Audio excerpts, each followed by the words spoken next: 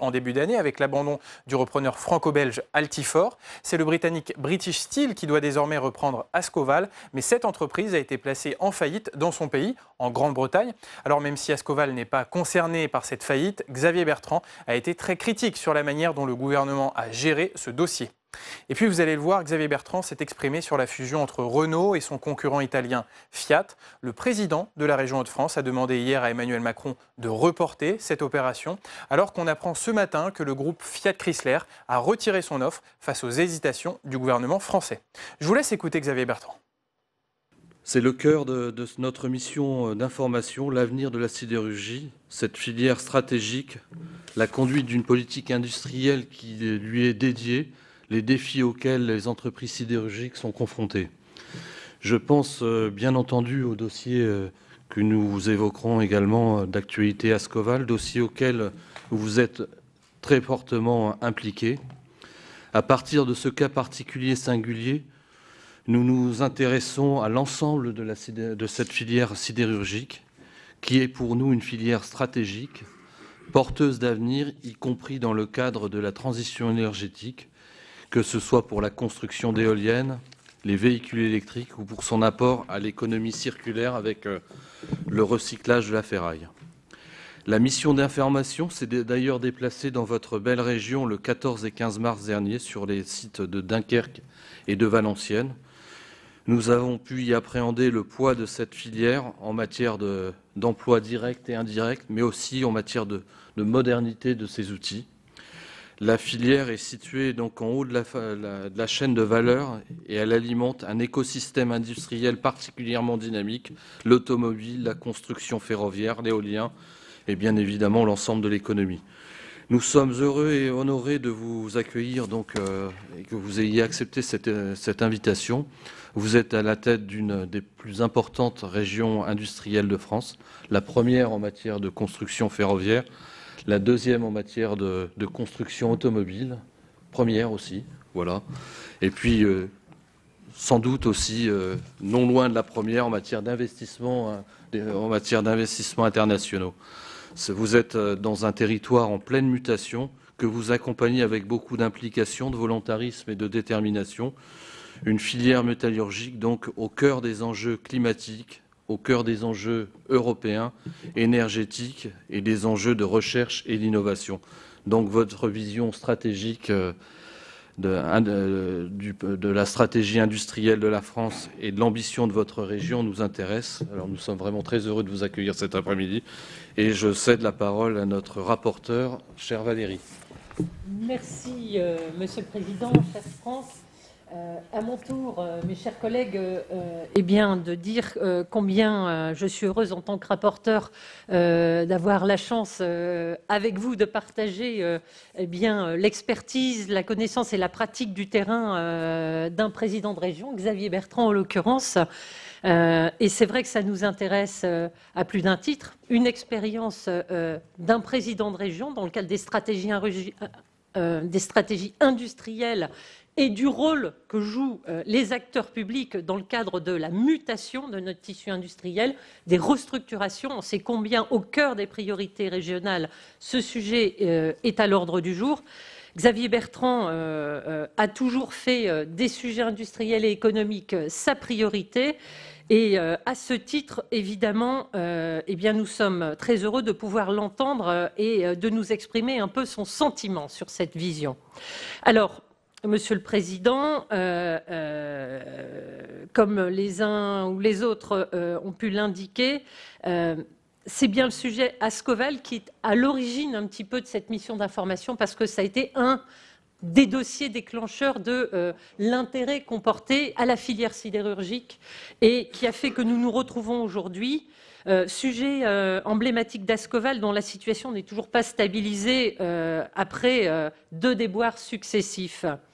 En tant que président de région, comme je viens de le rappeler, vous vous êtes toujours particulièrement impliqué sur ces dossiers, particulièrement sur celui-là, auprès des salariés et de la direction qui font corps pour sauver ce site. C'est une belle aventure industrielle Et il faut trouver un repreneur. C'est le sujet sur lequel vous portez le fer depuis maintenant de nombreux mois. Et je peux en témoigner.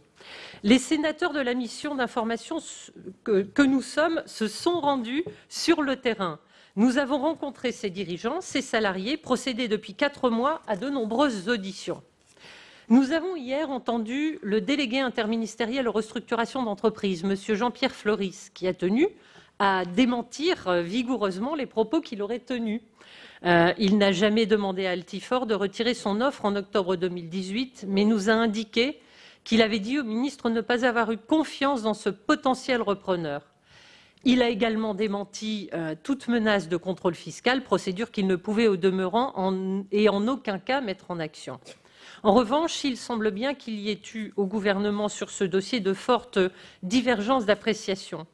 Et après le renoncement d'Altifort, l'administration aurait eu comme consigne de faire le deal à tout prix avec British Steel, propriété du fonds Greybull Capital. Le groupe vient d'être déclaré en faillite en Angleterre, quelques jours après avoir été choisi par le tribunal de Strasbourg pour la reprise de la scierie de Saint-Saulve. Les entreprises françaises de ce groupe ne seraient pas touchées, mais la pérennité de l'approvisionnement de la France en acier pour le rail est pour sa part interrogée. Outre les dimensions économiques et politiques, ce dossier industriel pourrait acquérir une dimension judiciaire avec les procédures judiciaires que la CGT souhaite engager à l'encontre de Vallourec, qui a vendu 60% de ses parts à Ascométal en 2014. Et d'ailleurs, à ce titre, Monsieur le Président, il pourrait être intéressant que vous nous donniez votre sentiment sur l'attitude de Vallourec dans le dossier Ascoval. Qu'attendez-vous d'ailleurs de Vallourec sur ce dossier ? Et peut-être aussi, qu'attendez-vous de l'État concernant Vallourec et l'action qu'il faudrait peut-être mobiliser en cette direction? Ce dossier local pose aussi la question plus globale de l'articulation entre les rôles respectifs des politiques publiques des régions et de l'État, dont nous avons entendu hier les principaux acteurs des opérations de restructuration d'une part et de préparation des fameux territoires d'industrie d'autre part. Alors, sur toutes ces questions, bien sûr, Monsieur le Président, nous vous avons adressé un questionnaire un peu plus précis, de même qu'à votre homologue de la région Grand Est, Monsieur Rotner, que nous entendrons dès demain. En tout cas, encore merci, et puis je vous cède avec plaisir la parole. Monsieur le Président. Merci Madame la rapporteure, merci Monsieur le Président. Tout d'abord, je vous prie d'accepter mes excuses. Avec de l'acier, on fait des voitures, mais ce n'est pas ce qui fait arriver les voitures à l'heure. Je ne vais pas faire de débat sur les conditions de circulation. Je suis en retard. C'est une explication. Je n'ai pas d'autre excuse à vous donner. J'en suis désolé parce que je sais que votre timing est compté. Il est équilibré. Pour ma part, je suis à votre entière disposition. C'est vous qui me mettrez dehors quand j'aurai fini de répondre aux questions ou avant. Enfin, maintenant, j'ai tout le temps, même si je suis en retard. J'en suis désolé. Votre mission, elle est passionnante. Votre mission est passionnante. Le thème l'est et les enjeux également. Puisse le législatif ensuite s'en emparer dans ces deux chambres et puisse l'exécutif en tenir compte. Au-delà de la vision, j'aurais posé la question de façon pragmatique. Est-ce qu'on aura besoin d'acier demain et après-demain? Question qui peut quand même être posée. Est-ce que demain, les véhicules, est-ce que pour les trains, les voies, est-ce qu'on fera dans d'autres matériaux? Honnêtement, d'après ce qu'on entend, d'après ce que l'on sait, eh bien oui, on en aura besoin. Donc la question qui est posée, c'est au fait, où est-ce qu'on le produit cet acier? Alors certains pourraient nous dire, de toute façon c'est fini en Europe, vous n'avez plus de chance, il n'y a plus de marché. Tout se fera par exemple dans des pays en Asie parce qu'on produit pour moins cher. Sauf que on produit pour moins cher depuis bien longtemps en Asie et pourtant on continue à produire en France et en Europe. Est-ce qu'on peut concurrencer toutes les formes d'acier? Non.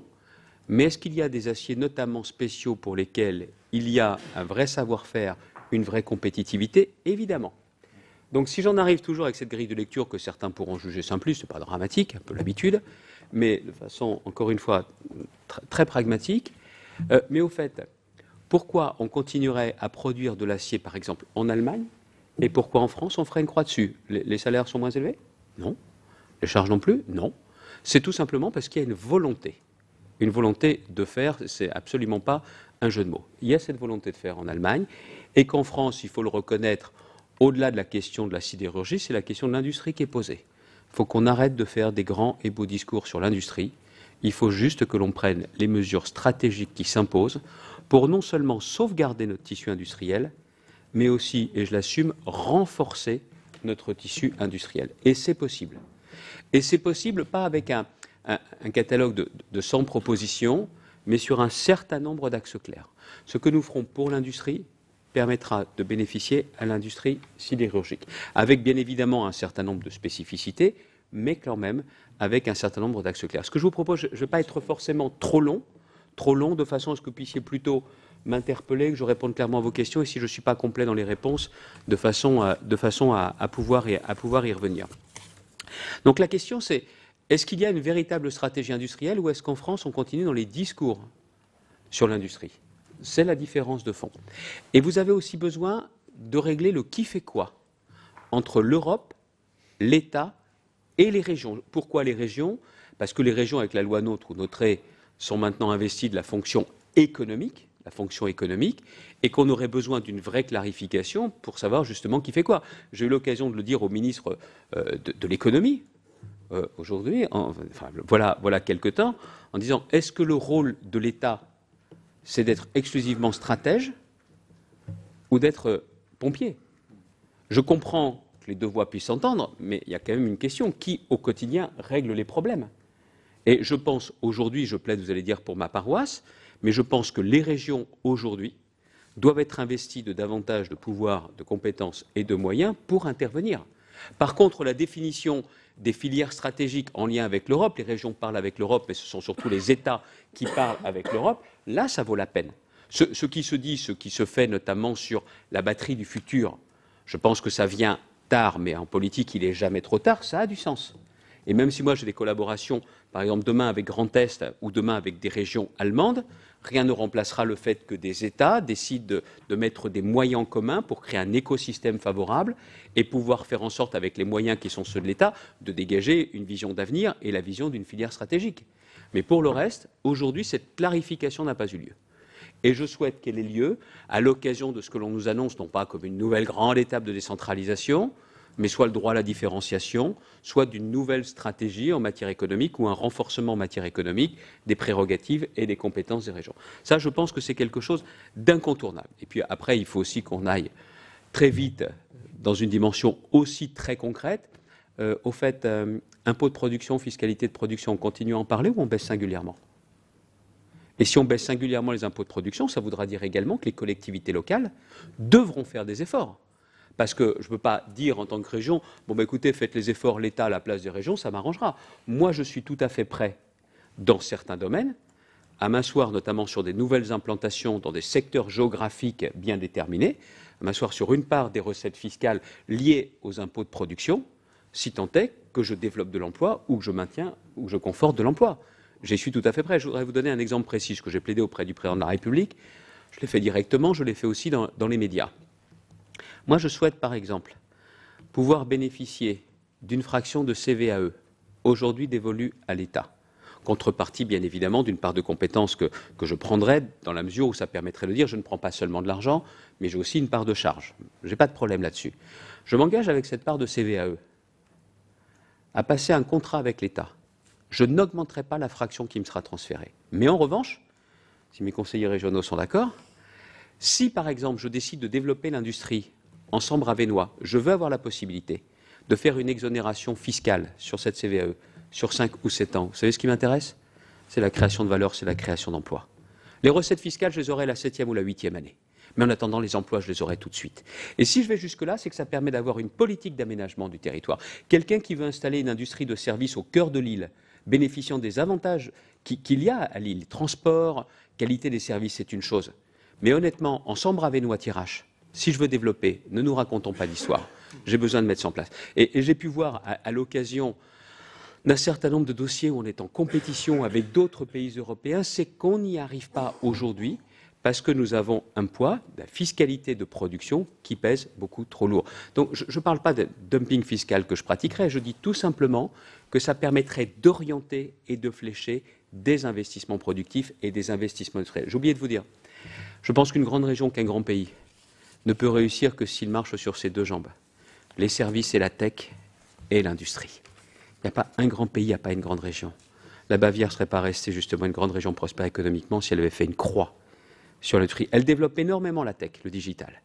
Mais il faut les deux. Il y a des gens qui travailleront avec des cols blancs et des t-shirts, et il y a des gens qui seront toujours avec des cols bleus. Il n'y a aucun grand pays qui est resté un grand pays en ne marchant pas sur ses deux jambes. Sauf que derrière, très clairement, il y a la question de la fiscalité de production. L'énergie aussi. Je ne vais pas rentrer dans un débat, parce que par exemple, vous disiez, sidérurgie permet de fabriquer des éoliennes, ouais, mais sauf que je ne veux plus en installer davantage chez moi, Monsieur le Président. Mais ça, c'est un point de vue, je ne vais pas rentrer davantage là-dessus. Ouais, mais alors dans ces cas-là, on règle le problème avec les pêcheurs et puis la question du tourisme. Et puis on fait du flottant. C'est un peu moins de rentabilité pour les exploitants, mais ça gêne moins de monde. Pardon, excusez-moi. Donc, je vais jusqu'au bout de mon raisonnement. L'énergie. Ne nous tirons pas une balle dans le pied sur le coût de l'énergie. Que ce soit sur la question aujourd'hui, excusez-moi, je cherche querelle à personne, mais question du nucléaire, énergie décarbonée s'il en est, c'est que derrière ça, ça nous permet pour les particuliers comme pour nos entreprises et les usines qui sont bien consommatrices, d'avoir quand même une énergie moins chère. Ce que les Allemands ont décidé de faire, c'est leur souveraineté en matière environnementale. Excusez-moi, ça leur coûtera davantage. Gardons cet avantage compétitif. Et surtout, recadrons bien les choses pour les industries qu'on qualifie d'électro-intensifs, parce que là, on a un véritable problème en France, et notamment pour l'industrie sidérurgique.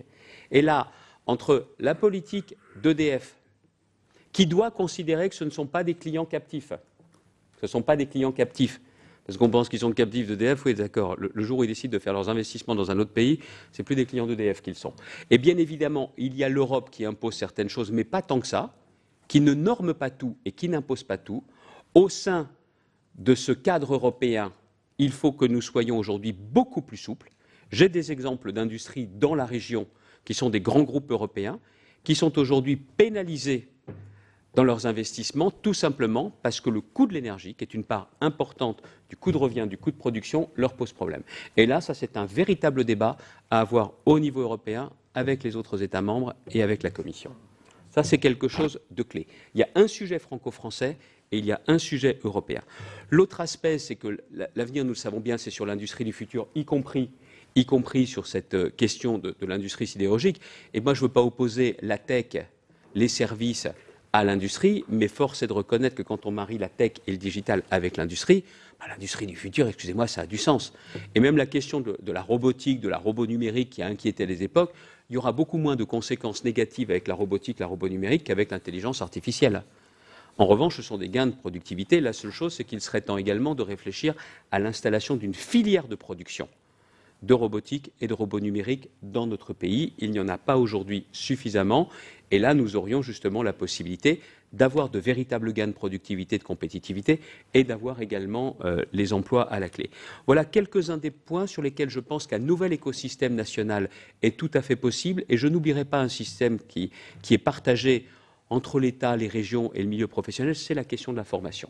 Sur la question de la formation, ou au-delà même de la seule question de l'apprentissage, on a besoin de davantage orienter les jeunes vers le monde de l'industrie, en n'oubliant pas, sans même parler de la seule convention collective de la métallurgie, que nous avons des conditions de travail qui sont certes pas des conditions de travail les plus simples, mais des conditions de rémunération qui sont bien supérieures à la moyenne. Mais on a très clairement une question d'orientation.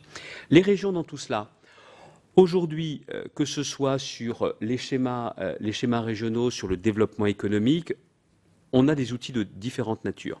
On a en termes de financement et d'accompagnement. Ce que nous avons voulu faire dans la région, Madame la rapporteure aurait pu vous en parler au moins aussi bien que moi, c'est un problème ou un projet, on est prêt à accompagner. Ce qui fait, ce ne sont pas mes chiffres de président de région, ce sont les chiffres du cabinet EY qui les a sortis hier.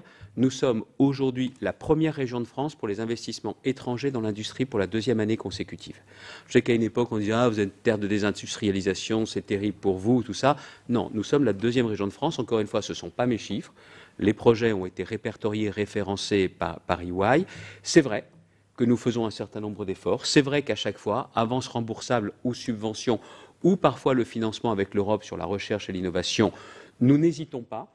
Mais derrière, ça nous a permis de changer le regard et de pouvoir être davantage attractifs. Ce ne sont pas les politiques qui créent les emplois, ce sont les industriels, et notamment, là c'est le cas de le dire, les industriels dans différents domaines, mais nous sommes là parce que justement, nous estimons que cet accompagnement nous permet aussi de contrebalancer un cadre qui est parfois un peu caricaturé, mais qui dit la France n'est pas attractive. Si elle l'est, et la dernière enquête qui montre que nous sommes passés devant l'Allemagne montre qu'il n'y a strictement aucune fatalité. Donc nous accompagnons les chefs d'entreprise dans leur réflexion stratégique de filière. Nous soutenons avec un régime d'aide directe des outils financiers avec les fonds régionaux, avec également Hauts-de-France Financement, les entreprises industrielles. Nous avons également le soutien au plan de formation. On l'utilise beaucoup dans le domaine de l'industrie automobile pour adapter les compétences des salariés aux mutations technologiques et aux évolutions du marché. Et je l'ai indiqué aussi à l'instant, on accompagne également avec les moyens financiers au niveau européen, notamment sur les fonds FEDER. Nous avons aussi décidé, c'est une idée de nos prédécesseurs, c'est une idée que nous avons reprise de Daniel Percheron, qui était sénateur, et aussi de Philippe Vasseur, qui en a été l'initiateur, la troisième révolution industrielle, parce que nous pensons justement qu'il faut aller très clairement vers cette transition vers le bas carbone, vers la digitalisation, la robotisation, j'en ai parlé, où là, très clairement, on essaye de projeter la région vraiment vers l'avenir, parce qu'encore une fois, nous sommes persuadés, prenez l'industrie automobile, qu'il n'y aura peut-être pas le même nombre d'emplois, mais que nous pourrons rester une des régions leaders en termes d'industrie automobile. Et même si elles sont sans conducteur, même si elles sont connectées, même si elles sont beaucoup plus vertes, beaucoup plus propres, ce n'est pas des robots qui fabriqueront toutes les voitures. Et qu'il y a là très clairement un enjeu. Avec tout cela, depuis maintenant 2 ans et demi, 3 ans, 220 entreprises industrielles ont été aidées par la seule région, pas par les fonds, par la seule région. 25 000 emplois ont ainsi été renforcés. 2300 emplois ont été créés et cela a mobilisé de la part du Conseil régional, pas de nos fonds de financement, 74 millions d'euros. Et pour moi, c'est un bon investissement. C'est un bon investissement. Voilà comment je vois aujourd'hui la question de la relation entre l'État, qui à mon avis doit être davantage stratège, le rôle des régions. Et puis il y a un tout dernier point que je voudrais poser sur la question européenne. C'est un Européen convaincu qui vous le dit. Mais il faut que les règles du jeu soient claires et qu'elles soient maintenant les mêmes pour tout le monde. Quand nous avons en France la possibilité d'avoir jusqu'à 10% d'aide industrielle sur des implantations, et notamment sur les implantations industrielles, la Pologne a droit à 25%. Je n'ai pas de problème pour que la Pologne ait droit à 25%, mais alors la France aussi. Et si nous on a 10, alors les autres ont 10. S'ils ont 25, on a 25. Parce que là, vous voyez, même quand vous cherchez par tous les moyens, et on était confronté à un gros projet d'implantation d'entreprise, un projet qui dépassait le 1,5 milliard d'euros, on avait ce différentiel de 15% au départ, on l'a réduit à 12%. Et bien avec 12%, on n'est pas passé. Parce que 12% sur un projet supérieur à 1,5 milliard, ça pose problème. Et au moment, parce que c'est tous les 7 ans que tout ça va se renégocier, il faut absolument que la France fasse entendre sa voix. Encore une fois, ils ont 25%, pas de problème. Mais alors nous aussi. Parce que la Pologne d'aujourd'hui n'est pas la Pologne d'hier. Je comprends qu'il y a eu un besoin de mettre à niveau, de développer, et leurs progrès ont été incontestables, mais la même règle pour tous dans la même Europe. Faute de quoi, je ne vois pas comment moi je sais expliquer ça. Ça n'est tout simplement pas possible, plus possible. Et là, très, très clairement, je plaide pour qu'au niveau européen, on ait aussi cette évolution en profondeur. Si vous le voulez bien, je vais m'arrêter là, parce que vous avez certainement des questions qui me permettront d'être plus précis. Oui, tout à fait, Monsieur le Président. Monsieur... Ou Ascoval maintenant ? Oui, peut-être. Alors, oui, peut-être. Et puis après, alors, sur la question du dossier Ascoval, qui a aussi été l'origine, c'est l'histoire d'un formidable gâchis. C'est l'histoire d'un formidable gâchis. Il y a toute la stratégie industrielle de Vallourec qui doit être questionnée, très clairement. Vous avez eu ensuite la reprise qu'on nous avait annoncée comme géniale, formidable, tout le monde s'est engagé dessus, avec Ascométal. Et ensuite, ça a été rappelé par le dossier, la reprise après par Altifort, qui n'aura duré que trop peu de temps. Et aujourd'hui, la question par British Steel, plutôt par Olympus, le groupe Olympus, pour être beaucoup plus précis, mais je ne parle là que la différence entre les entités juridiques, bien évidemment, la mise en liquidation, selon le terme en anglais, de British Steel n'est pas sans conséquence sur le dossier Ascoval. C'est l'histoire d'une entreprise qui était Vallourec. Il n'y a pas eu de diversification, il n'y a pas eu suffisamment d'investissement nécessaire, si bien qu'on avait un prix à la tonne. C'est Valérie Létard, je dois le dire, qui m'a fait rentrer dans ce dossier voilà quelques années, et de voir qu'au fil des années, les efforts de productivité, de compétitivité, la baisse du prix de la tonne ont permis de rendre cette entreprise viable. Aujourd'hui, nous avons une dizaine de clients. À une époque, il n'y en avait qu'un, il y en a eu 2. On est à 10. Personne n'achète l'acier d'Ascoval pour mes beaux yeux ou ceux de Madame la rapporteure. Personne. C'est parce qu'ils en ont besoin, parce qu'il y a un travail de qualité et qu'en plus, cette usine, elle a une forme de rendement énergétique environnemental remarquable. Remarquable. C'est pour ça que les gens s'y intéressent. Le problème qu'il y a aujourd'hui, c'est un marché de l'acier qui bouge énormément, qui n'est pas non plus indépendant des derniers remous liés au Brexit et qui a besoin aujourd'hui de vraie visibilité. Je le dis aussi très clairement, après Ascométal, il y avait le choix entre deux options, soit que le tribunal de commerce confie au groupe Schmolz la reprise, soit au groupe Liberty. Je le dis très clairement, le gouvernement a commis une erreur en ne soutenant pas l'offre de reprise du groupe Liberty. Je ne dis pas cela parce que cela nous aurait permis d'avoir une visibilité sur l'usine de Saint-Saulve. C'est parce que le gouvernement a pensé que Schmolz ne demandait rien alors qu'il y avait un étalement, un effacement qui était demandé pour Liberty. Au final, ça leur aura coûté beaucoup plus cher. Beaucoup plus cher. Et même le ministre de l'économie et des finances, je ne suis pas sûr qu'il ait eu à l'époque tous les éléments en sa possession pour voir qu'entre ce qui était demandé en termes d'effacement par Liberty soit révélé plus onéreux que ce que cela a coûté pour les différentes mesures d'accompagnement pour la reprise du dossier Ascoval. Là, encore une fois, il y aurait à Bercy une vraie vision stratégique et qu'on écoute parfois un petit peu les propositions de reprise et de soutien, parce que là-dedans, moi, je n'étais pas à jouer les pleureuses pour aller dire, écoutez, aider. On mettait de l'argent. On a consenti sur ce dossier jusqu'à 14 millions d'euros sous forme d'avance, 2 millions qui ont déjà été décaissés, 12 effectivement qui vont l'être, donc je ne me contente pas de dire faites. Je veux dire, on est partenaire également, ce n'est pas le meilleur choix stratégique qui a été fait. Et si je peux me permettre, je donne rendez-vous dans quelques années pour voir si Schmolz était vraiment intéressé par le développement industriel ou par les carnets de commandes et par les conditions d'homologation pour pouvoir ensuite produire davantage en Allemagne. J'assume totalement ce que je dis. Je pense qu'il y a une erreur stratégique à ce moment précis. Après, moi je le dis également, ce n'est pas parce que Liberty était aussi un groupe qui voulait reprendre également une autre entité sur le Dunkerquois, mais on avait la possibilité de créer un groupe. Et d'ailleurs, à l'époque, le dirigeant indien de Liberty indiquait qu'il était même sur un nouveau projet d'usine, notamment sur les aciers spéciaux. Vous n'entendez plus parler du projet. C'est normal. Il n'a pas été conforté dans ses projets de développement. Donc là, encore une fois, ce n'était pas n'importe qui, c'était un grand groupe qui savait exactement ce qu'il faisait. Et donc, je pense qu'on est passé à côté. Donc aujourd'hui, sur Ascoval, vous avez parlé de M. Fleury, je ne vais pas chercher querelle, mais d'après ce que j'en sais, d'après ce que je vois, son titre devrait être, dans les dossiers que j'ai pu voir, commissaire à la liquidation industrielle, mais pas à la restructuration industrielle. Je sais exactement ce que je dis. Et je pense que si vous faites venir des représentants économiques qui ont été en contact avec lui sur ce dossier-là, mais pas seulement sur celui-là, et vous les faites déposer sur serment, vous verrez ce qu'ils vous diront. Et vous verrez qui dit la vérité. J'étais témoin d'une scène sur un dossier industriel, Tim, dans le Dunkerquois. J'ai vu ce jour-là M. Philippov, le gérant, le dirigeant, avec M. Floris.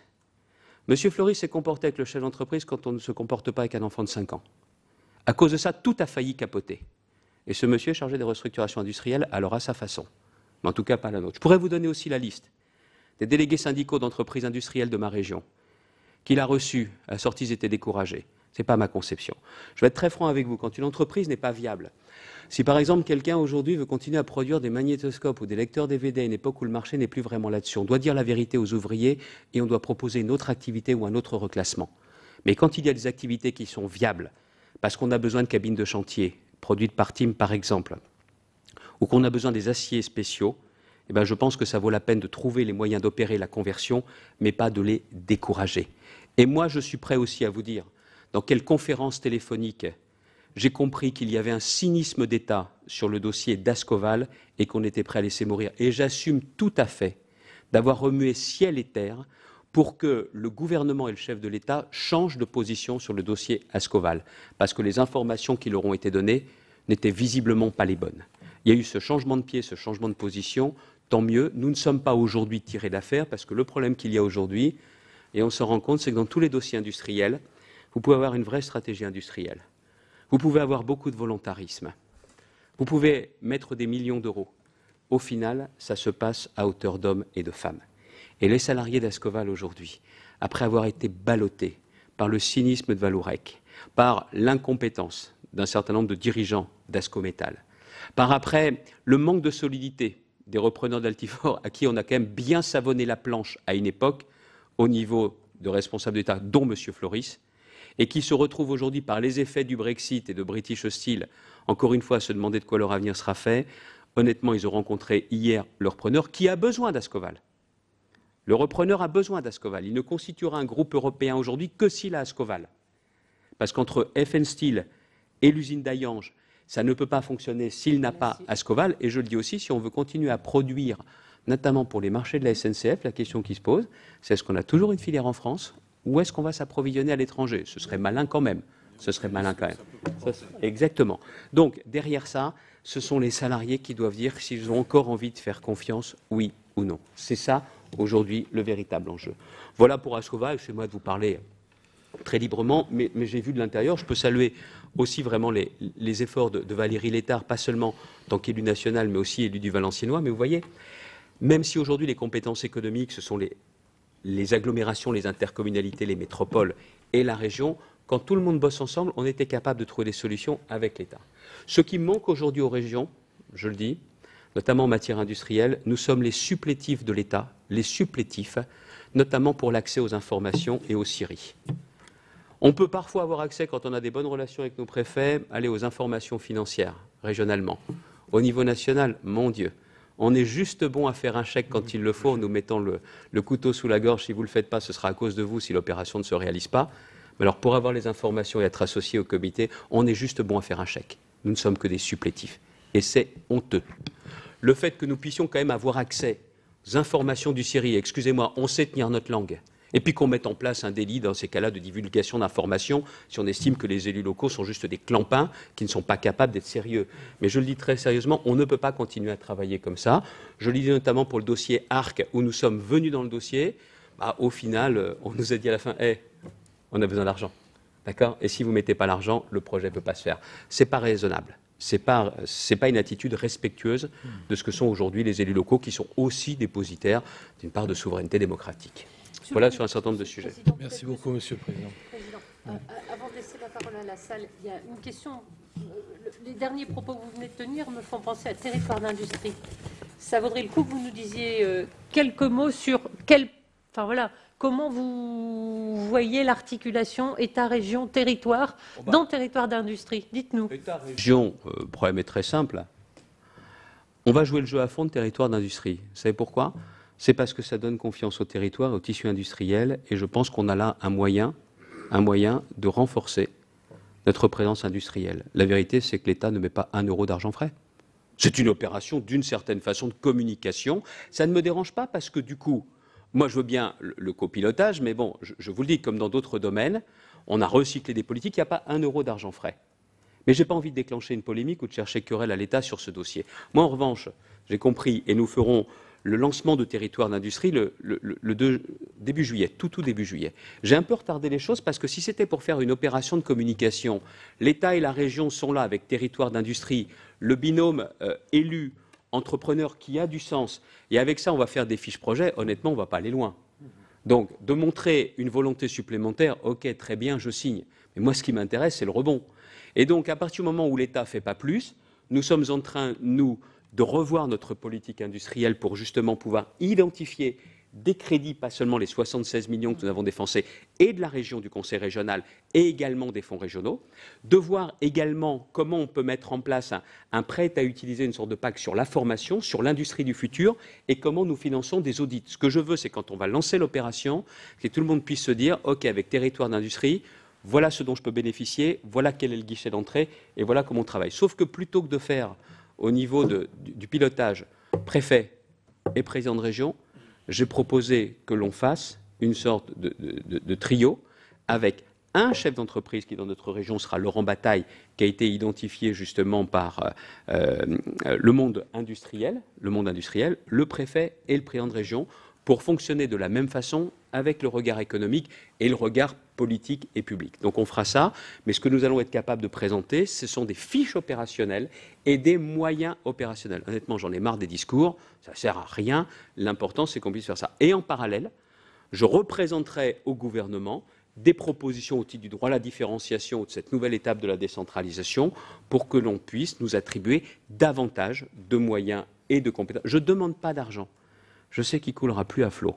Je demande tout simplement à avoir davantage la maîtrise économique et budgétaire pour pouvoir être plus efficace.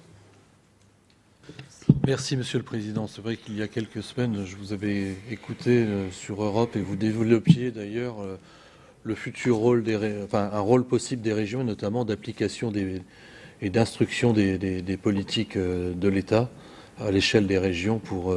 Hier, je crois qu'un intervenant nous disait que le temps économique aujourd'hui était divisé par 4 et à l'inverse, le temps administratif a été multiplié par 4. Et donc là, on le voit bien que sans doute, il y a sans doute une part de réflexion et de construction avec les régions pour rationaliser, simplifier et surtout gagner du temps et de l'efficacité dans la politique économique. Nous avons un certain nombre de nos collègues... Juste un point, on peut gagner du temps alors que l'on confie aux régions le soin de pouvoir instruire ou superviser, on choisira, enfin vous choisirez dans la loi si ça va bien dans ce sens-là, les procédures d'installation ou les procédures d'extension. Je ne demande pas 1 euro. Attendez, on ne va pas faire la principauté des Hauts-de-France, hein, mais on connaît tous la loi, mais je suis persuadé que si on prend la main sur les procédures, on sera capable de gagner du temps. Vous voulez un exemple? Vous avez un projet à 150 millions d'euros, tout le monde se met en ligne, tout le monde, et on gagne du temps. On a réussi à négocier, à mettre en place un contrat d'implantation dans la région. Bon, j'ai rien fait de magique, on a juste pris l'empilement des procédures traditionnelles, on a essayé de les raccourcir, de voir ce qu'on pouvait faire en parallèle, en temps masqué, de faire avant le dépôt du permis de construire une réunion à blanc pour voir exactement les choses. On s'est gagné du temps. Parce que vous voyez, Président, dans la région des Hauts-de-France, voisine de la Belgique, on a un problème. C'est qu'en Belgique, il faut grosso modo 2 fois moins de temps pour implanter l'entreprise. L'accent et le climat n'y sont strictement pour rien. C'est notre complexité. Si nous prenons la main, si le contrat d'implantation que nous avons mis en place, qui nous a permis notamment d'être un élément déterminant dans l'implantation de groupes étrangers, ce que je veux, c'est que ça devienne l'ordinaire. Vous avez vu pour le Brexit, les procédures de l'État? Oh là là, ils n'ont pas été longs avec les fouilles archéologiques. Hein. Oh mon Dieu, ça a été rapide, hein. Ça a poussé comme des champignons. Hein. Comme quoi, quand on veut, on peut. Sauf qu'au quotidien, une implantation d'entreprise, une extension d'activité, c'est le parcours du combattant. Et ça, on change ça coûte 0 €. 0 €. Au contraire, ça rapporte en efficacité. Nous allons regrouper peut-être les questions. Tout d'abord, notre collègue François Calvet. Oui, merci Monsieur le Président, merci Madame la rapporteure. Vous avez bien fait d'inviter Xavier Bertrand, parce que moi je le connais un peu depuis longtemps, parce que nous avons fait ensemble un hôpital franco-espagnol qui fonctionne à merveille depuis 4 ans, voilà, et il y avait un bel article l'autre jour, mais enfin. Bon, aujourd'hui, Monsieur le Président, vous avez, au début de votre propos, évoqué le fait de savoir s'il y aurait un besoin d'acier pour l'avenir. Et votre réponse, me semble-t-il, a été oui. Et moi, parallèlement, je vois tous ceux qui utilisent l'acier un peu s'agiter. Je lisais les Échos où on parlait de la fusion Renault-Fiat. Et d'un côté, on disait, est-ce une grosse bêtise, est-ce un coup de génie? Et moi, je voudrais avoir votre sentiment. Laménie. Merci, Président, puis merci beaucoup notre président de la région Hauts-de-France d'être parmi nous pour faire partager aussi ses compétences. Alors, beaucoup de choses ont été dites. Alors, il y a un petit peu un double problème à la fois. Malheureusement, vous l'avez dit, tout est financier. Donc, il y a à la fois l'enjeu financier et également l'enjeu humain. Et vous avez raison d'insister là-dessus, parce que l'enjeu humain, on peut le retrouver. On dit toujours, le mérite, c'est les chefs d'entreprise, leurs compétences, et après le recrutement, c'est aussi la difficulté pour recruter. Et je fais le parallèle, parce que vous connaissez parfaitement le budget de la sécurité sociale. Bon, il y a le budget de l'État, il y a le budget de la sécurité sociale, mais je voudrais que vous nous donniez le sentiment là, ça vaut pour la sidérurgie, mais ça vaut à la limite pour le monde économique au sens large. Et puis aussi le fonctionnement de nos États et collectivités territoriales partagent des responsabilités, parce qu'on dit toujours que font les politiques pour soutenir telle entreprise en difficulté ou autre, les réductions d'emplois malheureusement aussi, et c'est une branche qui a été particulièrement impactée. Et de l'autre côté, la concurrence étrangère qui fait que on a toujours dans le budget à la fois l'État, mais le budget de la sécurité sociale, dont le montant est quand même très important. Et là-dessus, de par votre expérience antérieure, le problème, il y a le poids des charges. Et c'est ça aussi qui pénalise cette branche, mais aussi c'est valable aussi pour d'autres. Voilà, c'était un petit peu mes interrogations. Merci. Merci beaucoup Marc. Dany Wattebled. Merci Monsieur le Président d'être venu nous voir. En fait, vous avez répondu à tout. On n'a plus rien à dire. Puis ça veut résumer les choses. Le cas d'Ascoval, c'est un cas typique. Quelle organisation voulez-vous pour la France? On a fait des grandes régions. Une région comme la région Hauts-de-France, quel budget? Quelques milliards. Un Lander, 50 milliards. Et dans le processus de décision, pourquoi il y a eu 2 erreurs sur Ascoval? Pourquoi? Sur les indices de Paris. Et je ne veux pas faire Paris contre Provins, c'est une émission, c'est un beau film, mais ce n'est pas notre sujet. C'est que Paris, il y a des gens qui descendent, ils ne connaissent pas le terrain. Et on l'a à tout niveau. Et on voit la crise française, elle démarre de là. On l'a eu sur la proximité. On a fait des grandes régions, mais qui n'ont aucun pouvoir. Désolé pour vous, Monsieur le Président, vous avez un pouvoir de faire, sauf que ça se décide à Paris. Qui a analysé les 2 reprises? Qui vous a donné les éléments pour pouvoir prendre une vraie décision?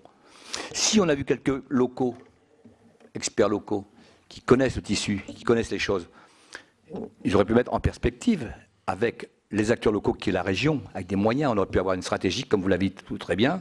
C'est voilà, est-ce qu'on fait un coup sec ou est-ce qu'on a une prévision futuriste de dire voilà, qu'est-ce qu'on en fait?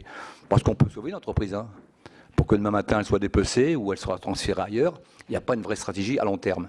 Donc tout le débat, on va le reprendre 50 fois. Et vous le savez très bien, on l'a jusqu'à Alcel Nord. C'est qu'est-ce qu'on fait avec cette technostructure? Hier, j'étais là, je suis parti un petit peu avant. J'ai vu un monsieur qui se défendait pas trop mal, mais qui était dépassé. Désolé, Saint-Gobain, on connaît, on sait que c'est devenu. Puis si on avait quelqu'un qui était de Lafarge, c'est plus Lafarge, maintenant c'est Holcim. Donc il faut prendre des gens de proximité. Alors moi, je militerais, si on voudrait vraiment faire quelque chose, c'est de repenser complètement l'argent de l'État en le redispatchant aux régions au plus près du terrain. Et le vrai problème, ce sera celui-là. C'est pas autre chose. Pourquoi les Allemands se débrouillent très bien? Ils ont des Lander. Le budget des Lander de Munich, 50 milliards. Qu'est-ce qu'on fait avec ça? Et eux, ils ont une vraie proximité. S'ils ont un coup dur, ils sont proches. Alors la Lorraine a son problème de Lorraine.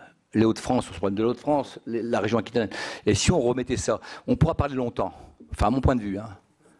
Mais vous n'aurez pas les clés pour décider. Vous avez 2 experts qui viennent de Paris, puis disent c'est moi le sachant, c'est moi qui connais. Et je crois que le problème, il faut le reprendre à l'envers. Tant qu'on n'aura pas ça, on pourra parler pendant des heures, on n'aboutira à rien. Redonnons des moyens, et pas forcément que de l'argent. Un problème de décision. Qu'est-ce que vous voulez faire après un République qui est là-bas dans ce bunker? Un ministre des Finances qui ne connaît pas, et puis des technocrates autour. Qu'est-ce qu'ils connaissent du problème d'Ascoval? Rien, la preuve, c'est qu'on fait 2 échecs. Et maintenant, on aura un 3e. Voilà ce que je veux dire. Merci Dany. Martine Filleul, s'il vous plaît. Oui, merci Monsieur le Président d'avoir accepté de venir partager avec nous votre expérience. Moi, je partage beaucoup des points de vue que vous avez défendus. Alors, je vais m'attacher à vous parler de la formation dont vous avez parlé, me semble-t-il, trop rapidement, Monsieur le Président, en parlant de la nécessaire meilleure orientation à avoir pour développer des ressources humaines dans le domaine de l'industrie. Sauf que je pense que cette analyse, elle était un peu rapide et que depuis de nombreuses années, de manière structurelle, on se rend compte que les filières industrielles sont vides, ne suscitent pas d'intérêt et qu'il y a par ailleurs des chefs d'entreprise qui souhaitent recruter, et on en parlait hier, qui sont même en colère de ne pas trouver de ressources humaines. Et donc, je voulais vous interroger pour savoir quelle stratégie vous pensiez mettre en œuvre, vous qui avez dans le domaine de la formation beaucoup de compétences et pas mal de moyens, si on peut parler simplement. Je pense que vraiment cette question-là mérite que l'on mobilise sans doute les branches professionnelles, que l'on trouve des moyens nouveaux pour susciter de l'intérêt dans notre population des Hauts-de-France, mais d'une manière générale partout en France, car il y a des problèmes partout en France. Merci beaucoup. Donc Jean-Claude Tissot. Oui, merci, Monsieur le Président. Merci d'être venu jusqu'au Sénat. Comme l'a dit le collègue tout à l'heure, vous avez répondu aux questions avant qu'on vous les pose, mais il se trouve que l'enchaînement des auditions font que ça permet d'avoir un peu de la suite dans les idées. Et hier, je suis intervenu auprès des gens qu'on recevait hier à propos du Syrie et des territoires d'industrie. Moi, ma question va être assez directe et je n'ai pas pour habitude de me cacher derrière des propos, mais moi je suis issu de la région Auvergne-Rhône-Alpes, dirigée par Laurent Wauquiez, et le binôme que le Syrie ou les territoires d'industrie essayent de créer, c'est l'État, les régions. Ici, nous sommes sénateurs départementaux. Et en fait, vous l'avez dit, sauf d'avoir une relation particulière avec le préfet du département, on va passer les dossiers comme ça. Et si il n'y a pas la volonté des dirigeants ou des dirigeants de Syrie ou des territoires d'industrie, la volonté de nous informer, nous parlementaires, on n'a pas d'information. Et souvent, on apprend les coups dans la presse. Et c'est quand même un peu regrettable. Et finalement, ma question, elle est très claire.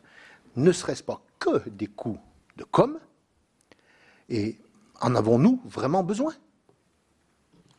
de ces structures-là? Est-ce que l'État, puisque la compétence... Territoire d'industrie plutôt. Hein. Oui, ouais, voilà. Plutôt parce territoire d'industrie. Je parle de territoire d'industrie. Parce que la feuille de route est donnée, on est d'accord avec la feuille de route, mais après, ça s'arrête ici. Les financeurs restent soit les agglos ou les métropoles, soit la région. Donc, nous, parlementaires, puisque nous écrivons la loi, nous la modifions, enfin bon... Vous connaissez le rôle du parlementaire. Quel rôle on a à jouer ici? Si ce n'est de passer du temps et quand tout marche bien, on nous invite à une éventuelle inauguration. Merci Jean-Claude. Fabien Gay. Merci Monsieur le Président, Madame la rapporteure, Monsieur le Président. Moi je voulais vous remercier, Monsieur le Président, parce que ça fait du bien d'entendre un discours, j'ai envie de dire presque de politique générale, de politique industrielle, de vision. Après il y a un débat démocratique, il y a eu des choses sur lesquels je peux être en accord avec vous, d'autres moins, mais bon, ça c'est le débat démocratique. Moi, j'en viens, j'en viens. Non, mais franchement, sur la première question, et je pense que c'est le point d'étape, c'est que, est-ce qu'il y a une vision, une stratégie de politique industrielle? Je ne crois pas. Alors évidemment, je suis dans l'opposition, vous allez me dire que c'est normal, mais c'est pas d'aujourd'hui. Je crois que ça fait 20 ou 25 ans que ça dure. Et je vais vous dire quelque chose. Je pense que le gouvernement qui a fait peut-être le plus sur cette question, c'est sous le quinquennat Sarkozy. Et on ne peut pas dire que j'étais là aussi, franchement, de ce côté-là. Mais pour le coup, je reconnais qu'au moins il y avait une vision stratégique. Là, il n'y en a plus. Y compris, on n'a plus de ministre de l'Industrie. Non, mais ça, c'est un vrai sujet. Et alors, Monsieur Floris, bon, j'ai pas pu discuter hier. Moi, bon, c'est... J'ai accompagné des syndicalistes sur les pages jaunes Solocal. Je n'ai jamais vu ça de ma vie. C'est-à-dire que quand je me suis assis avec on était une quinzaine de syndicalistes des pages jaunes, il a dit « Je vous reçois aujourd'hui avec M. Gay, il n'y a pas de problème, mais sachez que je ne peux rien faire. » Il a commencé comme ça. C'est-à-dire que si vous voulez mettre la tête sous l'eau des salariés, vous commencez à leur dire ça, donc je partage entièrement. Et hier, il nous a dit à peu près la même chose. Moi, je subis et il n'y a pas de vision en réalité. Bon.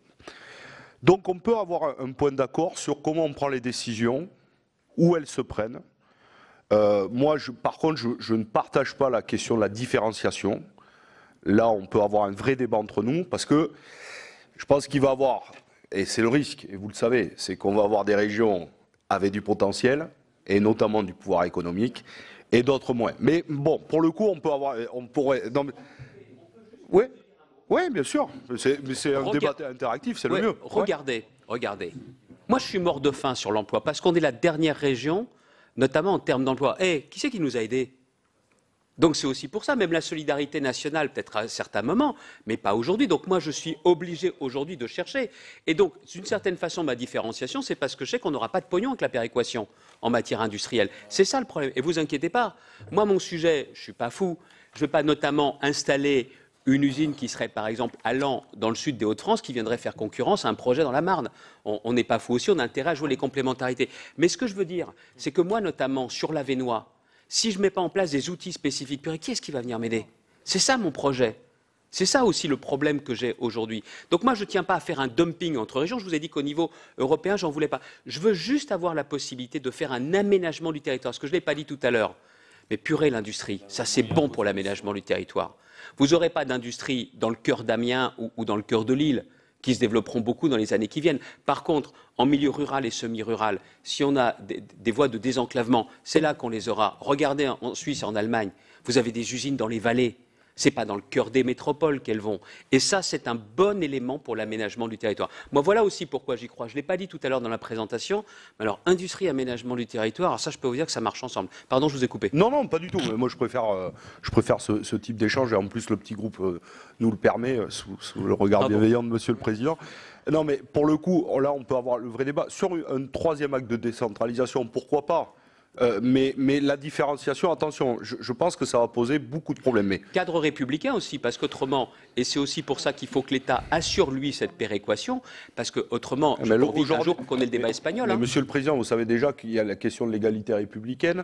Moi, je suis élu de Seine-Saint-Denis, on pourra avoir ce long débat entre nous. C'est qu'aujourd'hui, l'État ne garantit rien sur nos territoires. Bon, bref, alors j'avais deux questions précises et je m'en tiens là. La première, c'est la question de la formation.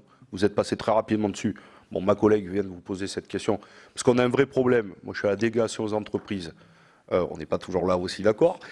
Mais sur un point, c'est que quand on rencontre des chefs d'entreprise, ils nous disent on manque de main-d'œuvre qualifiée. Donc ça, c'est un vrai problème.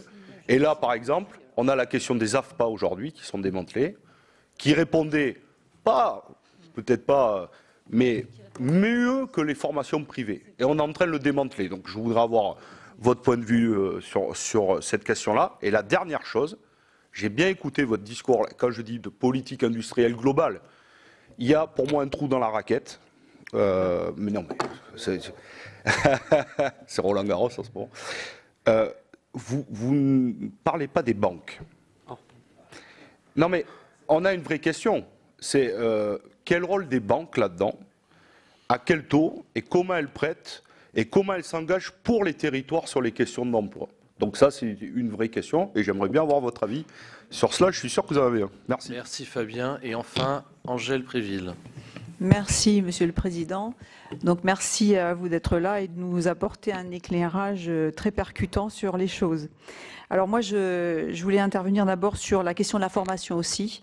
J'ai fait passer, puisqu'on a eu le projet de loi École de confiance, un amendement qui a été adopté qui modifie le code de l'éducation en insérant favoriser l'éducation manuelle.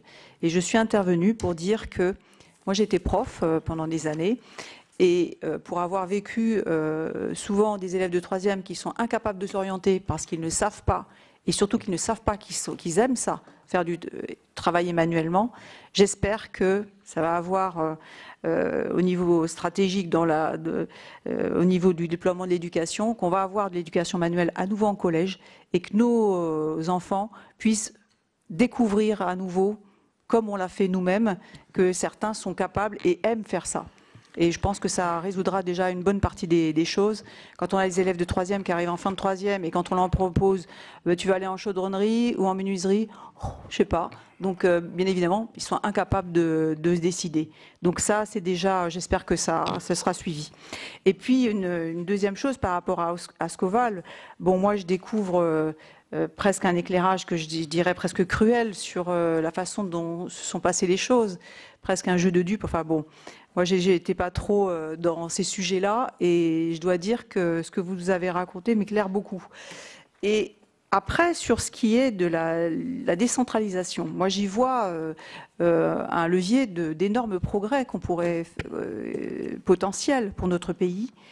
Et alors vous avez parlé du droit à l'expérimentation, à la différenciation, mais je pense vu les interventions que nous avons tous fait à ce sujet, qu'il nous faudra réfléchir parce que moi je sens que notre gouvernement n'est pas tellement, qu'il y a des tensions fortes à ce sujet et n'est pas tellement pour accorder forcément facilement ce genre de choses. Et pourtant, ce sera absolument nécessaire pour qu'on puisse être concurrent avec un pays comme l'Allemagne. Donc je pense qu'il faut qu'on réfléchisse tous à ce qu'on pourrait mettre dans cette nouvelle étape de décentralisation. Voilà, je vous remercie. Merci, chers collègues. Un tout petit rajout de Denis Wattebled. En matière de distorsion concurrence européenne, il y a un point sur lequel on n'a pas... Enfin, vous en avez abordé, Monsieur le Président, mais c'est l'environnement. On a une façon en France d'interpréter la réglementation européenne en mettant une petite louche en plus. Et ce qui fait qu'on est toujours en décalage. Je prends juste un exemple, par exemple, le traitement de tout ce qui est alluvion dans nos canaux. Les Belges arrivent à un coût de revient 4 fois moins cher. Et aujourd'hui, tout ce qui est dragué entre le nord de la France et Marseille sont des Belges ou des Hollandais qui viennent. Et bien sûr, les appels d'offres sont nos appels d'offres avec nos argents publics. Parce qu'on a une technocratie qui interprète les lois européennes, quelquefois un petit peu avec une toute petite louche de plus. Ce qui fait qu'on est complètement hors marché. Et on n'est plus dans la loi du marché, complètement. Et ça se fait pour beaucoup de petites choses. Et c'est un peu surtout ce que vous disiez tout à l'heure, c'est cette différence, les 12%, et c'est toujours, et je reviens toujours au même problème, hein. C'est toujours là-haut où on met ce qu'il faut pour ne pas être concurrentiel. Merci Denis, et enfin Cyril Pellevat. Merci Monsieur le Président. Monsieur le Président, donc moi je suis élu de Haute-Savoie, on a déjà eu l'occasion de se voir. Juste également pour rappeler qu'on a certaines problématiques au niveau de la Haute-Savoie. Bon, on parlait dans le décolletage, etc. Clairement, on aura des enjeux aussi sur les véhicules électriques parce qu'aujourd'hui, il faudra préparer la transition et également des difficultés parce que nous, on a la Suisse à côté avec des facilités d'engagement et des salaires également qui sont plus hauts. Il y a un point sur lequel on n'a pas parlé, c'est également la transmission d'entreprise. Parce que de plus en plus, on a des entreprises un peu familiales et dès qu'elles fonctionnent bien, qu'on a des modèles de PME, elles sont, enfin, le chef d'entreprise ne peut pas forcément le transmettre à son enfant, ça coûte très très cher, et du coup, ce sont des grands groupes qui viennent avec un démantèlement et une perte d'expertise. Donc, qu'est-ce qu'on peut faire là-dedans? Et c'est vrai que c'est des compétences qui sont reconnues et qui peuvent être, et qui sont importantes sur le tissu. Et après, c'est pour faire aussi écho à mon collègue sur le financement des banques. Je suis rapporteur au niveau de la Commission des Affaires européennes sur InvestEU, et puis peut-être de savoir si au niveau de la région des Hauts-de-France, vous avez des bons retours et si ça fonctionne bien. Enfin, on avait un peu les chiffres, mais d'avoir peut-être votre ressenti en tant que président de région. Merci. Bon, ben, vous, Monsieur le Président, je crois qu'il y a... Si j'ai manqué un élément de réponse pour quelques-uns, n'hésitez pas à me relancer si vous avez encore le temps, Monsieur le Président. Je suis entre vos mains. Il manque un ministère de l'Industrie. Je vais être très franc avec vous, Bruno Le Maire mouille la chemise. Je le dis comme je pense, il mouille la chemise. Ok, mais Sauvelan, c'est un job à plein temps, ministre de l'Industrie. Si c'est une priorité, c'est un job à plein temps. Ça veut dire avoir les services, par la technostructure, les services, qui jouent ce rôle d'alerte. Au moment de la crise de 2008, en lien avec Bercy, j'étais à Grenelle au travail. On avait une cellule qui étudiait, comme je le fais aujourd'hui, toutes les semaines sur mon bureau de président de région, j'ai les problèmes des entreprises, j'ai les projets des entreprises. Toutes les semaines. On avait exactement la même chose et on essayait d'intervenir le plus en amont possible. C'est-à-dire que vous avez ce rôle d'architecte, mais pas de pompier de dernière minute ou de dernier instant. C'est ça. Et puis, il faut aussi dire très clairement les choses. Et puis, ne pas dire blanc avant les élections et dire noir le lendemain des élections. J'ai des sujets en tête. Non, mais c'est aussi une question de respect. C'est aussi une question de respect. Et honnêtement, ça vaut pour toutes les époques, hein, d'accord ? Ok. Mais c'est aussi une question de respect, il faut qu'on en arrête avec ça. Mais donc, très clairement, on va jusqu'au bout de ce raisonnement. Un ministère de l'Industrie, ça a du sens, mais un ministère à part entière, si on estime que c'est une priorité, mais donc avec une administration dédiée. Et on faisait ce travail de veille et on intervenait avant qu'il ne soit aussi trop tard. Vous l'avez souligné, le rôle des banques, alors on ne va pas généraliser, mais pour certaines d'entre elles, notamment nationales, si vous n'avez pas besoin d'elles, allez les voir. D'accord ? Si vous n'en avez pas besoin, vous pouvez y aller. J'ai des exemples en tête dans la région. Je le sais parce que Valérie le sait, comme j'avais fait campagne sur le travail, je n'ai pas voulu me cacher derrière qui que ce soit, je n'ai pas délégué la compétence économique, il n'y a pas de vice-président à l'industrie ou à l'économie, j'assume cette fonction. Et donc, je vois les dossiers en direct. Mais alors, sur des dossiers, notamment, où il y a des problèmes, où il y a des projets industriels, on a du mal à en avoir certaines. Je ne généralise pas.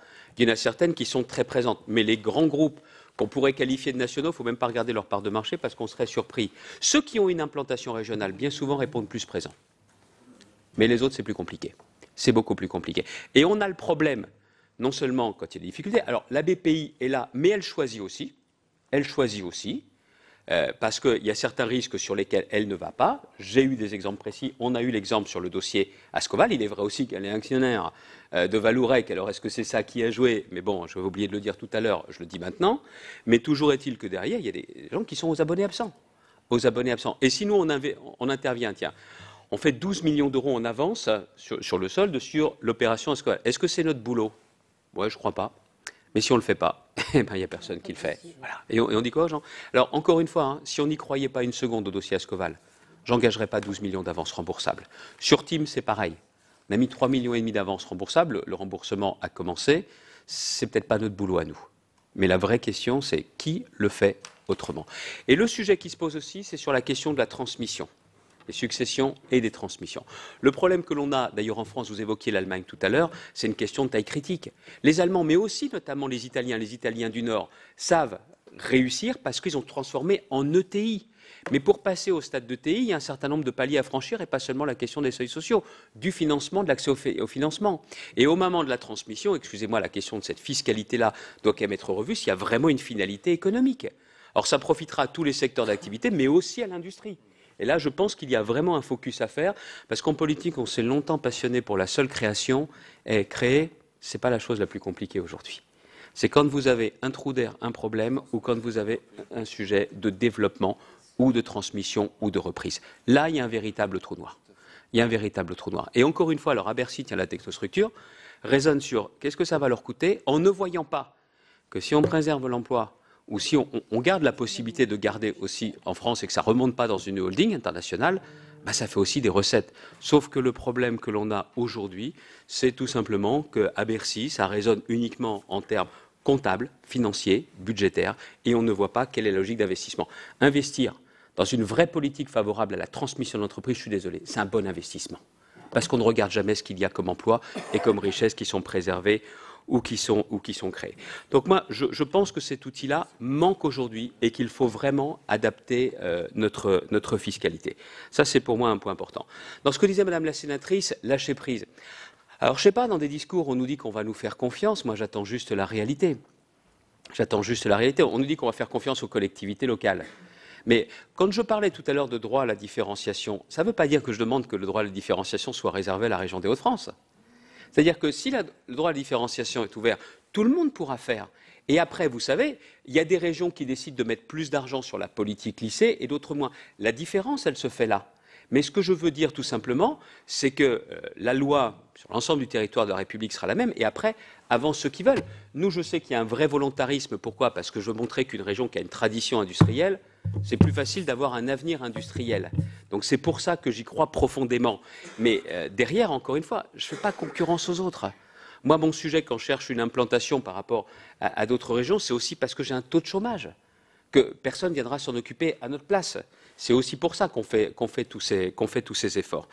Alors après, la loi NOTRe avait fixé, monsieur le sénateur a dû partir, la loi NOTRe a précisé, c'est vrai que c'était intercommunalité et région, les régions étant vraiment le premier leader chef de file sur la compétence économique. C'est vrai que nous, on essaye quand même d'associer l'ensemble des élus, on l'a fait avec les parlementaires et les élus locaux à chaque fois sur les dossiers économiques, mais c'est vrai qu'il faut veiller à les informer, mais ils ne sont pas associés directement aujourd'hui dans la logique notamment de territoire d'industrie ou quand il y a des projets ou des problèmes. C'est vrai que la loi NOTRe, en enlevant cette compétence économique, n'a pas simplifié clairement les choses. Ça, j'en conviens tout à fait. J'ai répondu sur la question du ministère. Et donc, le lâcher-prise, on va voir. On va voir le discours de politique générale du Premier ministre la semaine prochaine. On nous annonçait une grande loi sur la décentralisation. Comprenez-moi bien, je ne demande pas d'argent. J'ai compris que l'argent ne coulerait plus jamais à flot, quel que soit le gouvernement. Moi, ce que je demande, des initiatives, la liberté, et même sur la réglementation, j'ai le préfet de région qui sera là, j'ai le contrôle de l'égalité qui sera là, mais je sais qu'on peut gagner du temps. Et je sais pertinemment que le temps, c'est clairement de l'argent pour un certain nombre, justement, d'acteurs économiques. Sur la question de la formation, c'est vrai que je ne l'ai pas abordé directement pour 2 raisons. Un premier, c'est que dans le questionnaire, c'était moi en avant. Et puis, j'ai un problème sur la formation. La formation, aujourd'hui, les régions, entre la formation initiale des lycées, vous savez qu'on n'intervient pas directement, oui, vous le savez encore mieux que d'autres, Madame la sénatrice, vous savez mieux que d'autres, c'est qu'on a les lycées, mais pas le contenu. L'implementing de l'apprentissage, nous étions pilotes, on nous a mis sur le siège passager. Okay, je ne râle pas, je crois qu'on est la seule région à avoir dit banco si on part des besoins des entreprises et qu'on a de meilleurs résultats. Moi, j'en ai marre de faire des beaux discours et de voir une progression de l'apprentissage de 8 à 10% par an, c'est beaucoup, mais quand je vois le nombre de jeunes au chômage, c'est pas assez. Donc, je suis prêt à jouer le jeu. Enfin, au passage, que Bercy nous ratiboise pas quand même 800 millions à 1 milliard d'euros, l'air de rien. Et ensuite, qu'est-ce que j'ai? La formation des demandeurs d'emploi. Principalement, mes crédits, c'est sur la formation des demandeurs d'emploi. J'estime qu'aujourd'hui, nous devrions avoir l'intégralité des crédits des formations de demandeurs d'emploi et que même si Pôle emploi reste opérateur, que nous puissions, nous, être prescripteurs au nom d'une vraie coordination et de flécher sur quoi? Sur les besoins des entreprises et donc sur les besoins des entreprises industrielles notamment, qui sont parmi ceux qui se plaignent le plus. J'ai une logique d'orientation et nous mettons en place, on l'a testé voilà 15 jours, toute une nouvelle politique d'orientation, d'information pour les jeunes sur les métiers, et on a des résultats. On a mis en place une mission un peu particulière dans la région qui s'appelle Proche Emploi, où on réussit justement à rapprocher demandeurs d'emploi et entreprises, et en offrant tout de suite la possibilité de formation. Au moment où je vous parle, nous avons dépassé les 13 200 personnes qui sont sorties du chômage. Je ne joue pas sur les mots. À 88%, c'est des emplois, pas des formations. 13 200. Pourquoi ? Parce que quand il y a un besoin de véhicule pour un chômeur qui n'a plus de voiture, il a une voiture de la région, 2 € par jour, période d'essai et 2 mois après. Ce n'est pas grand-chose, c'est symbolique, mais on essaye de lever les freins. D'autre part, sur la formation, on est capable de déclencher la moitié de nos formations en 2 semaines. C'est-à-dire qu'on a réussi à avoir des passations de marché qui donnent un droit de tirage, et ce sont les antennes locales qui déclenchent, les plateformes locales qui déclenchent, sans être obligé de remonter, justement auprès du vice-président chargé de la formation. Et on a ces résultats. Je ne suis pas magicien. On fait tout simplement ce qu'il faut, c'est-à-dire une vraie rapidité de partir des besoins des entreprises. Après, j'ai un autre sujet. On fait aussi, je le dis à Martine Filleul, des passes-emploi, des passes-formations pour flécher la formation sur les besoins de l'industrie, notamment beaucoup l'industrie automobile. Beaucoup l'industrie automobile. C'est une politique qui nous coûte plusieurs millions d'euros, mais je pense que ça vaut la peine parce que ça permet, comme je l'ai indiqué tout à l'heure, d'adapter les compétences aux évolutions technologiques. Il y a un sujet. C'est qu'avec la réforme de la formation telle qu'elle est faite, on nous dit que c'est génial, on va avoir une application. Vous vous rendez compte, avec une application, tout va changer. Au passage, je soupçonne l'État, pas le ministère du Travail, mais Bercy va récupérer au moins 1 milliard d'euros à la clé. Et vous allez voir. Parce que cette agence nationale, elle vise en recentralisant à récupérer une partie de l'argent. On a besoin de cet argent dans les entreprises. Et les OPCO, avec leur nouveau rôle, ont déjà commencé à réduire la voilure et à financer moins d'opérations parce qu'ils disent que ça ne sera plus notre rôle demain. Alors on se fait non pas une épargne de précaution, ce n'est pas ce qu'ils cherchent à faire, mais sont aujourd'hui beaucoup plus prudents.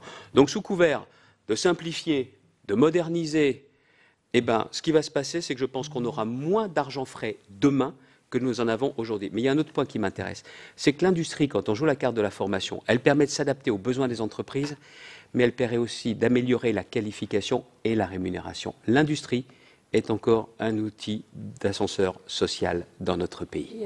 Et aussi de transmission.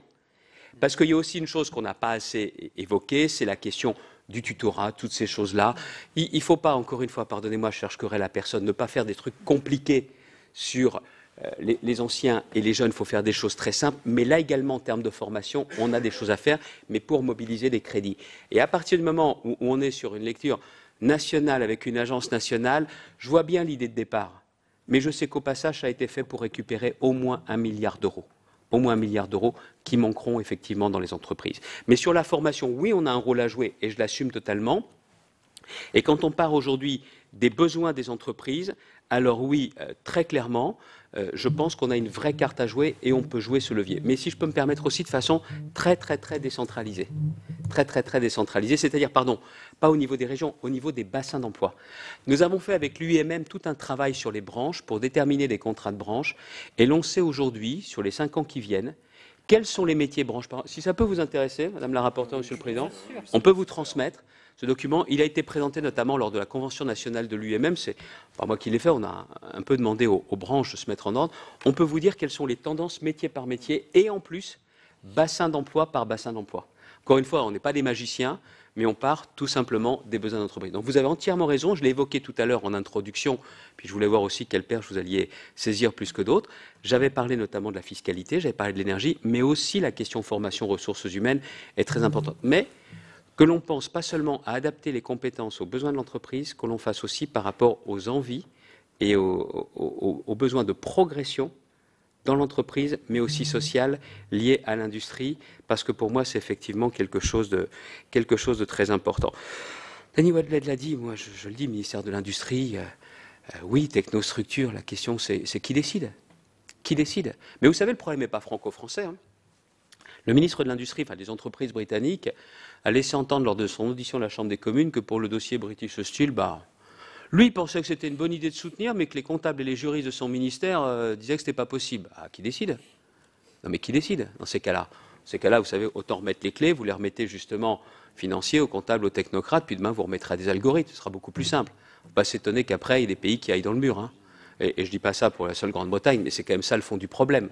Après, vous sentez un dossier ou pas? C'est vrai qu'il y a une question d'expertise, notamment sur le dossier Ascoval quand on fait le prêt. Ça nous a coûté, mais on est passé par un cabinet d'avocats pour bien sécuriser les choses, parce qu'il faut toujours bien regarder, parce qu'il y a des enjeux financiers importants qui sont aujourd'hui derrière. Dans la question qu'évoquait Monsieur le sénateur, État, collectivité locale, c'est vrai. Je l'ai évoqué tout à l'heure, je vais y revenir, qu'on a vraiment besoin de clarifier les choses. Moi, je ne suis pas gourmand pour être gourmand, mais à partir du moment où on nous donne la compétence économique, pardonnez-moi, que l'on aille jusqu'au bout du raisonnement. Ou alors, il ne fallait pas ouvrir la porte. Je ne demande pas un nouvel acte de décentralisation, parce que, comme vous le disiez, Madame la sénatrice, ça a pas l'air d'être leur tasse de thé. OK. Mais derrière, au moins que dans nos compétences, on nous donne l'ensemble des compétences. Encore une fois, je ne demande pas d'argent pour avoir de l'argent. Je sais que ça ne coulera plus jamais à flot. L'autre point qu'a évoqué François Calvet, sujet d'actualité dont on parle très peu. On parlait de sidérurgie, on parle des besoins, l'industrie automobile. Là, franchement, je le dis, et je le dis d'autant plus que je fais partir cet après-midi un courrier au président de la République avant la tenue du Conseil de chez Renault qui a lieu ce soir. Je ne comprends pas une telle précipitation dans la conclusion d'un accord entre Fiat, Chrysler et Renault. Je ne comprends pas. Alors là, il faut qu'on ait des explications. L'État est actionnaire de Renault à hauteur de 15% avec un droit de vote double. L'État doit absolument, sur un dossier comme celui-ci, se poser et faire toutes les évaluations nécessaires pour voir, pardonnez-moi de le dire, si nos intérêts automobiles, si nos intérêts industriels, si nos intérêts stratégiques seront préservés, oui ou non, et pas seulement sur le papier. Et pas seulement sur le papier. Est-ce qu'il y aura vraiment complémentarité? Pardonnez-moi, qui y gagne vraiment et le plus dans un dossier comme celui-ci? Renault a une avance technologique dans le véhicule électrique. C'est la même chose pour le partenaire? Non. Non. La situation financière également. Le ministre de l'Industrie, qui est Bruno Le Maire, même s'il n'en a pas le titre, ministre de l'Économie, a dit ce matin qu'il fallait qu'il y ait un centre opérationnel. Attention, le centre opérationnel, il est régional ou il est mondial? Parce que si vous avez un centre opérationnel régional, qui prendra les décisions? Le centre opérationnel mondial. Et derrière, on a des garanties sur le management pendant 4 ans. Excusez-moi, moi c'est pareil sur l'industrie, ce que nous faisons avec les investissements industriels automobiles dans la région. Je pense que nous sommes capables de réaliser quasiment des investissements dans toutes les usines du groupe. Ça veut dire qu'on aura oublié que Valérie Létard et moi, nous avons été conseillers régionaux, qu'on continuera à produire des voitures. Ça, c'est important. Mais qu'est-ce que ça vaut 4 ans? C'est pas assez 4 ans. Donc sur un sujet comme celui-ci, il faut aussi qu'on obtienne tous les éclaircissements de Renault. Et ce que je tiens à vous dire, c'est que ce qui se joue ce soir, c'est le fait d'obtenir du Conseil de Renault le principe d'un accord qu'on appelle un Memorandum of Understanding, c'est ça, le MOU, comme on l'appelle, qui engagerait Renault sur l'aspect financier de la fusion. Et donc sur les pouvoirs donnés. Bien évidemment, c'est une assemblée générale extraordinaire qui donne véritablement la validation. Mais si tout ça est approuvé ce soir par le Conseil, vous voulez que je vous dise? La négociation sur l'essentiel, c'est terminé. C'est fin mai qu'on a entendu parler de ce dossier. Fin mai. Et là, le 5 juin, il y a urgence pour s'engager dans une voie qui est quasiment, excusez-moi pour parler automobile, sans marche arrière. Vous n'avez pas un problème là? Pourquoi une telle précipitation? Un accord à 50-50, ça n'existe pas. Sur le papier, oui, mais en réalité, non. En plus, ce que je tiens à vous dire, le travail sur les synergies possibles, il a été fait par qui et en combien de temps? Ça, c'est un travail qui demande pas quelques jours, pas une semaine, pas quelques semaines, qui demande vraiment du temps. La question est très simple, c'est qu'on nous dit aujourd'hui que FCA a donné un délai de 15 jours pour valider oui ou non sa proposition. Excusez-moi, de quoi on parle? On parle d'une usine comme Renault qui tient une place si importante dans l'industrie. Vous voyez le nombre d'emplois, vous voyez le poids dans l'économie, vous voyez le poids de l'État dans cette entreprise, ce n'est pas tout à fait le fait du hasard. Et là, on dit, attendez, 15 jours, c'est à prendre ou à laisser. Là, encore une fois, je le dis très clairement, je ne vois pas pourquoi on cède à cette pression. Je ne vois pas pourquoi on cède à cette pression. D'autre part, je vois bien les tourments qui sont venus justement sur l'entreprise Renault depuis quelque temps, mais la question qui se pose, même si je sais que sur Nissan, ils ne se sont pas opposés, mais comment on va voir les choses? Parce que c'est une alliance qu'on fait avec Fiat ou c'est une fusion? Et qu'est-ce qu'il advient justement de l'alliance avec Nissan? Donc je ne vous dis pas qu'il faut tout arrêter, je veux dire tout simplement que la précipitation n'a pas sa place dans un tel accord, qu'il nous faut du temps pour valider les synergies, clarifier également le futur opérationnel avec Nissan, et de voir comment aussi la propriété intellectuelle sera gérée. Est-ce qu'il y aura des réductions d'effectifs, pas forcément dans la production, mais alors dans l'ingénierie, et que l'on puisse nous dire également sur tous ces sujets, tiens, un autre point. Dans les caisses de retraite de Chrysler, il y a combien?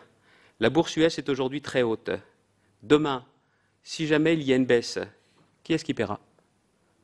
Qui est-ce qui paye? Parce que ce n'est pas les mêmes engagements en termes de caisse de retraite, ce qui se passe là-bas. Demain, si ça baisse, qui baisse? C'est la nouvelle entité? C'est la nouvelle société? Et ça a quel impact dans ces conditions-là? Vous voyez, toutes ces questions-là ne sont pas tout à fait indifférentes et je pense qu'il faut bien dire aux élus, vous, mais aussi les élus locaux, les élus régionaux, aux salariés et à tous les dirigeants, est-ce qu'il s'agit clairement d'une fusion ou d'une alliance? Quelles sont les fonctions qui resteront? Où seront les centres de décision? Et sur un point comme celui-ci, je le dis très clairement, je ne vois pas pourquoi il y a une telle précipitation. Renault n'est pas une entreprise comme les autres, mais au-delà de ça, ce que l'on a besoin de savoir, c'est où on va et comment on y va.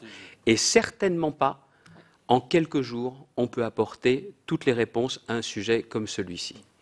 Donc moi, j'en appelle au président de la République et j'en appelle également aux dirigeants de Renault pour qu'il n'y ait pas, cette opération, le sentiment de forcer la main. Ou alors qu'on nous explique pourquoi une telle vitesse, une telle précipitation, et de les délais de 15 jours ne suffit pas. Merci beaucoup, Monsieur le Président. Madame la rapporteure, est-ce que vous souhaitez... Non, juste en deux mots, remercier le président Bertrand parce que l'audition a déjà largement débordé du temps qui était imparti, mais en tout cas, tout simplement... ces derniers propos et cette dernière analyse de la situation de Renault ne fait que conforter ce que vous avez dit avant sur l'interrogation qu'on peut avoir sur un ministère de l'Industrie qui manque cruellement d'une vision stratégique d'anticipation des mutations industrielles.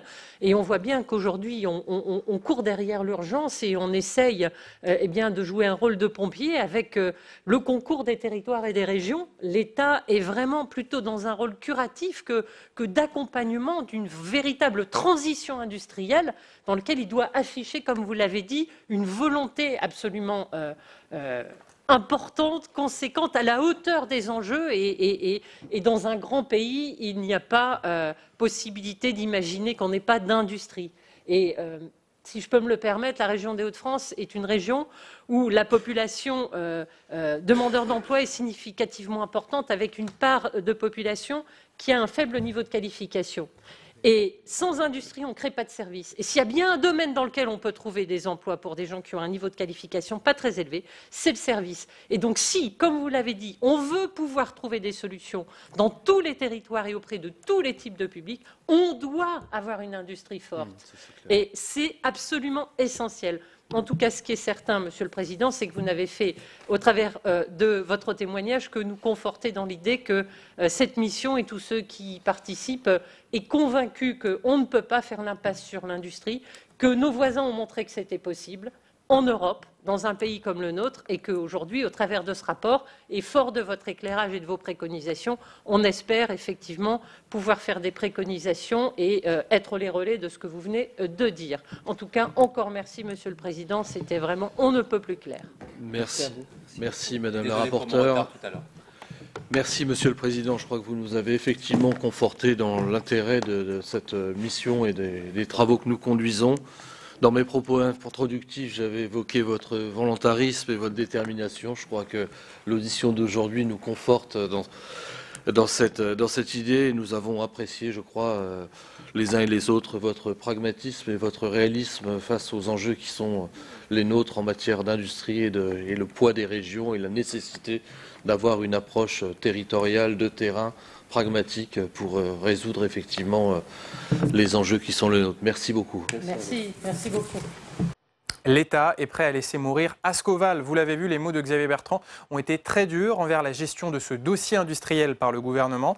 Le président de la région Hauts-de-France parle d'erreurs stratégiques et estime que les ouvriers d'Ascoval ne sont pas sortis d'affaires. Xavier Bertrand a aussi évoqué la fusion entre Fiat et Renault alors que sa région Hauts-de-France abrite 2 usines Renault importantes. Il a demandé à Emmanuel Macron de reporter cette opération pour obtenir des garanties sur l'emploi. Et notez que finalement le groupe italien Fiat a retiré son offre de fusion à cause des hésitations du gouvernement français. C'est la fin de cette émission, merci de l'avoir suivi. Vous pouvez revoir tous nos programmes sur notre site internet publicsénat.fr.